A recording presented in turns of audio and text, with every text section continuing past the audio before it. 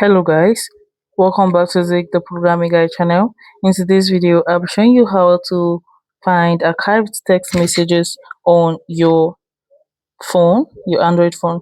So first thing you have to actually do is you have to open up your app just like this. Just click on messages. So once you click on messages, let's just try to actually archive a text message right now. So I'm going to archive this. So you can see the archive button right here. Sorry, here. So let me try to archive it. Okay, so once you archive it like this, you can see this your profile right here, the later profile, or maybe you have a photo already on your profile. You have to click on the profile. So once you click on the profile, you're going to see archived right here. You're going to see bin, and you click on archived.